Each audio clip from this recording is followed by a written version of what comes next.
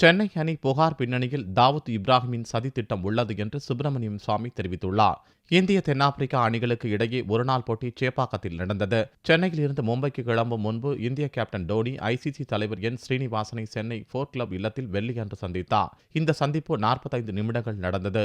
டோனி சென்ற பின்னர் சுப்பிரமணியம் சுவாமி சீனிவாசனை சந்தித்தார். சந்திப்புக்கு பிறகு சுப்பிரமணியம் சுவாமி செய்தியாளர்களிடம் கூறும்போது, சென்னை அணியின் தடையை நீக்க நீதிமன்றத்தில் வாதாடுவேன். சென்னை அணி புகார் பின்னணியில் தாவூத் இப்ராஹிமின் சதி திட்டம் உள்ளது என்றும் இதற்கான இமெயில் ஆதாரம் தன்னிடம் உள்ளது என்றும் கூறினார். தாவூத் இப்ராஹிம் ஸ்ரீனிவாசனே விரும்பலை. அதனால் இது எல்லாத்தையும் இந்த பொய்யை எல்லாத்தையும் சேர்த்து கோர்ட்டில் வாதம் பண்ணியிருக்கார்கள். நான் வந்ததுக்கப்புறம் தெரிஞ்சது அனுராக் தாக்கூர் ஒரு மனு போட்டிருக்கார். அதில் பெரிய பொய் சொல்லியிருக்கார் ஸ்ரீனிவாசன் பற்றி.